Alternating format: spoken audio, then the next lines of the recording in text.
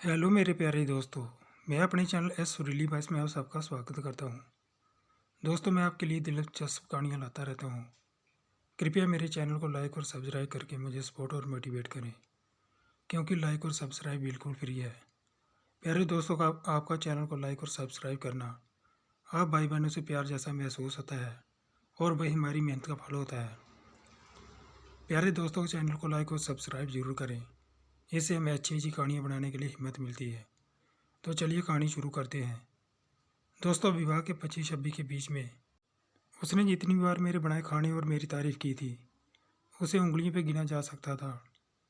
कुछ एक बार उन्होंने मुझे गजरा भी ला कर दिया था, पर इसलिए कि मेरे जन्मदिन पर उन्हें ऑफिस के स्टाफ ने समझाया था कि पत्नी के लिए कुछ लेकर जाना। मैं कई दिनों से देख रही थी कि सामने वाले मकान में सफाई हो रही थी। मेरी बालकनी से सामने वाले फ्लैट के अंदर तक दिखाई देता है, अगर पर्दा ठीक से ना लगा हो। फिर हफ्ते भर दिवाली की साजो सफाई में इतनी व्यस्त रही कि सामने वाले फ्लैट में कोई आ भी गया। ये पता तब चला जब एक दिन सवेरे कुकर की सीटी सुनाई दी। जब बंटी ऑफिस से आए तो मैंने पूछा, क्या आपको पता है हमारा नया पड़ोसी कौन है? बंटी ने कहा, मुझे क्या पता, पर वैसे किसी मिस्टर शर्मा की बात कर रहे थे, वो जहाँ पर फॉरेस्ट ऑफिसर हैं। बंटी ने एक संक्षिप्त परिचय दिया और फिर टीवी देखने में व्यस्त हो गए। मैंने डिनर टेबल पर लगाते हुए कहा, थोड़ी जल्दी आना, दिवाली से पहले पर्दे खरीदने हैं। मेरा इतने कहने पर बंटी ने कहा, अरे अकेली चली जाओ ना, मुझे ये शॉपिंग वॉपिंग बड़ी बोरिंग लगती है। बंटी को केवल ऑफिस के काम से ही मतलब होता है। दूसरे दिन शनिवार था। बंटी के जाने के बाद घंटी की आवाज़ सुनाई दी। मुझे लगा हमेशा की तरह घड़ी घर में छूट गई होगी। जैसे ही दरवाज़ा खोला, सामने एक 32-34 साल का जुबक खड़ा था, हाथ में एक भगोना, जिसे देखते हुए उसने कहा, मैं नरेश शर्मा, सामने वाली बिल्डिंग में शिफ्ट हुआ हूँ। मेरे फ्लैट में अभी कामकाजी चल रही है, इसलिए वो सब 9 बजते ही ऑफिस के लिए निकल जाते हैं।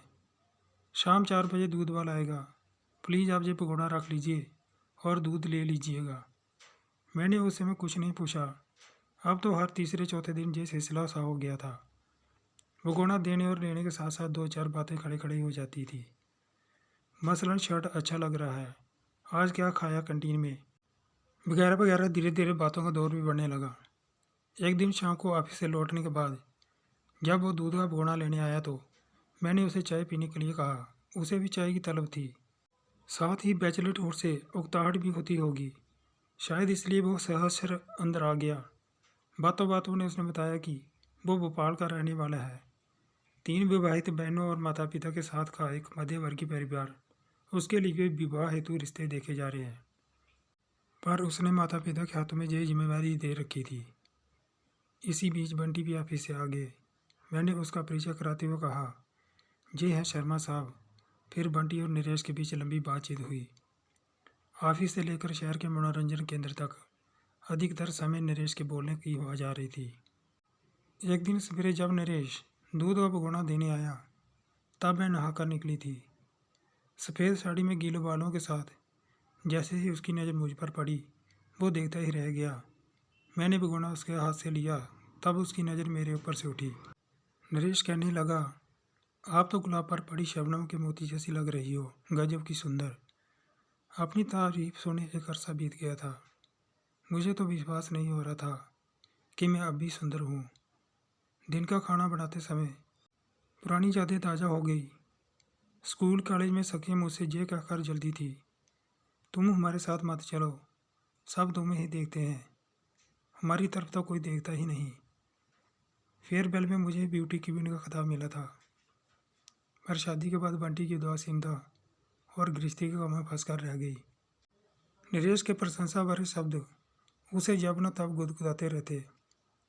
दूसरे दिन रविवार होने के कारण उसे पता था आज नरेश नहीं आएगा, फिर भी उसकी नज़र दरवाजे की ओर उठ जाती। सोमवार का इंतजार होने लगा। उस दिन मैंने जानबूझकर दरवाज़ा खुला छोड़ा था। नरेश ने भगोना पकड़ाने के साथ कहा, माँ कहती है कि सुबह सुबह सुंदर चीज़ देखने से सारे दिन ताजगी बनी रहती है। माँ ने गलत नहीं कहा था। मेरी गालों में लालिमा छा गई। मुस्कुराकर मैंने उसे विदा किया। जाने क्या कशिश थी नरेश की आंखों में, जो उसे बार बार अपनी ओर खींच रही थी। उम्र के 45 पड़ाव पर ये क्या हो रहा है? किसी का इंतजार, किसी के लिए बेचैनी। ऐसा तो पहले कभी नहीं हुआ। बंटी के घर पर होने से एक तनाव सा महसूस होता। अकेलापन अच्छा लगता था। शाम के समय का मेरा बनाव श्रृंगार विशिष्ट हो गया था। पहले हर एक दो दिन में मैं बंटी से कहती थी कि घर के कामों से थकावट हो जाती है, ऑफिस से आते समय राशन लेते आया करें। बंटी अपनी सफाई देता, मैं भी 8 घंटे कोई आराम फरमा कर नहीं आता हूँ, तुम ही जाकर ले आओ, वैसे भी दिन भर घर में पड़ी रहती हो। लेकिन पिछले कई दिनों से ऐसी किचकिच नहीं हो रही थी। बंटी को चाय सौंपने के बाद मैं खुद ही थैला लेकर निकल पड़ती। एक दिन मुझे बंटी ने पूछा, नरेश को किसी दिन खाने पर बुला लो, वो अकेला रहता है। किसी और के आने से भी मैं कभी इनकार नहीं करती थी, पर कुछ कड़बस जरूर सुना देती थी। हाँ, नौकरानी जो ठहरी, मुफ्त में खिलाते रहो। पर फिर भी मैंने हाँ कर दी और डिनर टेबल से आकर मैं खुद भी अच्छी साड़ी पहनकर बालों में गजरा लगाकर तैयार हो गई। नरेश बहुत खुले दिल से बंटी के स्वभाव और मेरे बनाए खाने की तारीफ करता रहा। जाते जाते नरेश ने बंटी को धन्यवाद के साथ एक कमेंट भी कर दिया, आप बड़े भाग्यशाली हैं जिन्हें अनीशा जैसी पत्नी मिली। मैंने गांव में इनका हवाला देते हुए खबर दे दी है कि इनके जैसी खूबसूरत लड़की से ही विवाह करूंगा। मैं शक पका गई। रात को पूरे घटनाक्रम पर दोनों देर तक बातें करते रहे। बंटी चुटकी लेता रहा, नरेश तो तुम्हारा दीवाना हो गया है। काम के बोझ तले मुरझाया मेरा चेहरा अब खिल रहा था, जिसे शायद बंटी ने महसूस कर लिया था। बंटी को मेरी चुप्पी खलती। वो चाहता था कि मैं पहले की तरह उसे लड़े झगड़ूं, पर मैं एक नई जोश से सारे काम निपटाती। अगले रविवार को नरेश के आने का इंतजार करने लगती, क्योंकि उसकी छुट्टी होती थी। तकरीबन 10:30 बजे कॉल बेल बजी। दरवाजे पर नरेश खड़ा था। उसके हाथ में शादी का कार्ड भी था। उसके इस अचानक आगमन से मैं चहकते हुए बाहर आई। अरे आज कैसे? नरेश ने शादी का कार्ड उसकी ओर बढ़ाते हुए कहा, अगले महीने की 20 तारीख को मेरी शादी तय हुई है। आप दोनों को भोपाल आना होगा। माता पिता को पता था कि उनकी पसंद ही मेरी पसंद है, इसलिए केवल तारीख की सूचना दे दी। लड़की को देखने मेले की भी जरूरत नहीं पड़ी। मेरा चेहरा एक बेरंगी और उदास हो गया। मैं फटाफट अपने आप को संभालते हुए उसे बधाई दी। इसके बाद 2 दिन यूं ही बीत गए। तीसरे दिन अचानक बंटी ने ऑफिस से आते समय एक गजरा खरीद लिया। शाम के 6 बजे थे। मैं अपने काम की साफ सफाई में लगी थी। अचानक बंटी ने मुझे आकर थाम लिया और कहा, चलो तैयार हो जाओ, आज बाहर चलते हैं। दिन भर काम में लगी रहती हो। इस प्यार भरे पलों को तो मैं कब से भूल चुकी थी, पर प्यार से बोलने पर मैं जल्दी ही तैयार हो गई। आईने के सामने एक बड़ी सी बिंदी लगाते समय बंटी ने पीछे से उसके बालों में गजरा टांग दिया और फिर बाहों में भरकर कहा, वाह क्या लग रही हो, जन्नत की हूर कहूँ या आंखों की नूर। शायरी अभी और होती कि मैंने उसके होठों पर उंगली रखते हुए कहा, अब चलो भी, दिवाली की खरीदारी भी तो करनी है। बंटी के इस व्यवहार पर मैं सोचती थी कि नरेश का मोहल्ले में आना उसके जीवन में फिर बहार लाने के लिए था।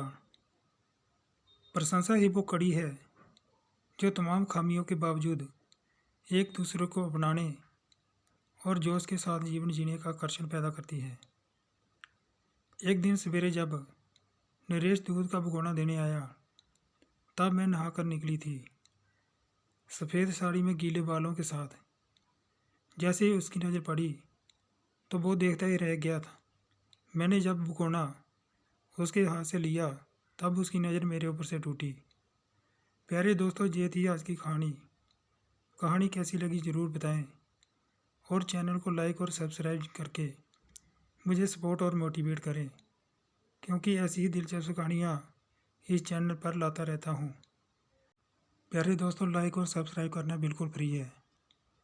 प्लीज़ मेरे चैनल को लाइक और सब्सक्राइब ज़रूर करें और यही हमारी मेहनत का फल होता है। मिलते हैं दूसरी कहानी के साथ। तब तक के लिए खुश रहिए, अपना और अपनों का ख्याल रखिए। अपना कीमती समय निकाल कर कहानी को आखिर तक देखने के लिए बहुत बहुत धन्यवाद।